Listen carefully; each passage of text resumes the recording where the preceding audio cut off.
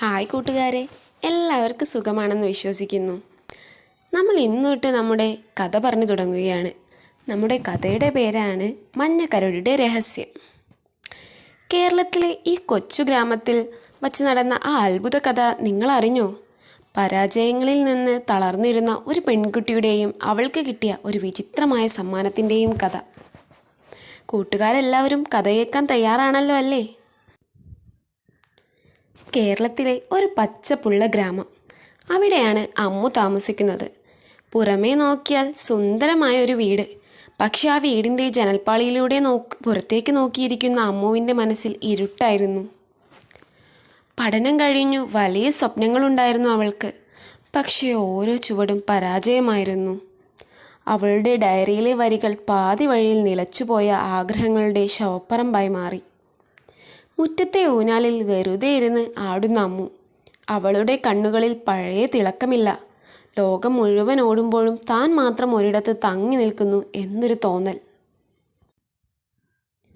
അമ്മുവിൻ്റെ ഈ അവസ്ഥയിൽ വിഷമിച്ചിരുന്ന ഒരാളുണ്ട്.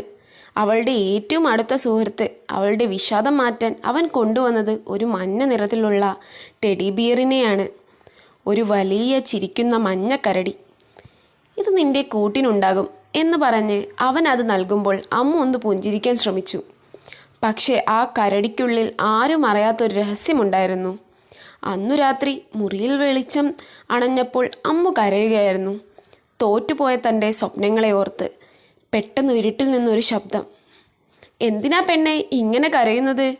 ഈ സുന്ദരമായ കണ്ണുകൾ നീർത്തുള്ളികൾ കൊണ്ട് നിറയ്ക്കുന്നത് എന്തിനാണ്? അമ്മു ഞെട്ടിപ്പോയി. അവൾ ലൈറ്റ് തെളിച്ചു. ചുറ്റും ആരുമില്ല. ആ മഞ്ഞ ടെഡിബിയർ മാത്രം കട്ടിലിരിക്കുന്നു. അതിൻ്റെ ചുണ്ടുകൾ അനങ്ങുന്നു. ഭയന്നുപോയ അമ്മുവിനോട് ആ കരടി പറഞ്ഞു, പേടിക്കണ്ട, ഞാനൊരു പിശാചാണ്.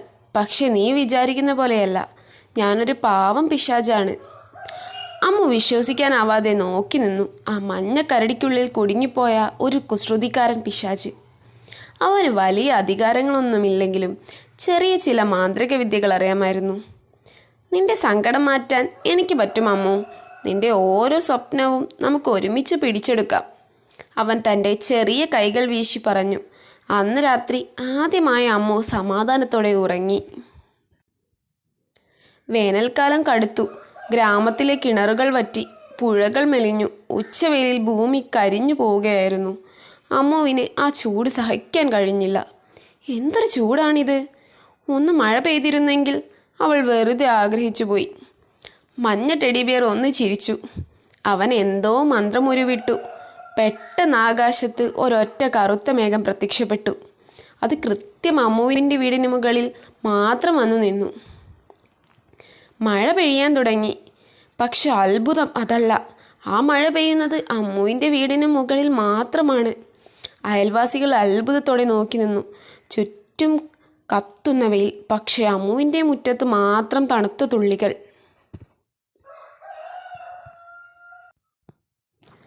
അമ്മു മുറ്റത്തേക്ക് ഇറങ്ങി ആ മഴയിൽ നനഞ്ഞു. അവളുടെ ഉള്ളിലെ വിഷാദത്തിൻ്റെ കനലുകൾ ആ മഴയിൽ കെട്ടുപോയി. മഞ്ഞ ടെഡിബിയർ ജനാലയ്ക്കൽ ഇരുന്ന് അവളെ നോക്കി കണ്ണ് ചിമ്മി. ഇത് വെറും ഒരു മഴയല്ല, ഇത് അമ്മുവിൻ്റെ ജീവിതത്തിലേക്ക് വരാനിരിക്കുന്ന വലിയ മാറ്റങ്ങളുടെ തുടക്കമാണ്. ആ പാവം പിശാചും ആ അമ്മുവും ചേർന്ന് ഇനിയും എന്തൊക്കെ കാഴ്ചകളാണ് ഈ ഗ്രാമത്തിൽ ഒരുക്കാൻ പോകുന്നത്? അമ്മുവിൻ്റെയും അവളുടെ മഞ്ഞക്കരയുടെയും കൂടുതൽ വിശേഷങ്ങൾ അടുത്ത എപ്പിസോഡിൽ കാണാം കേട്ടോ.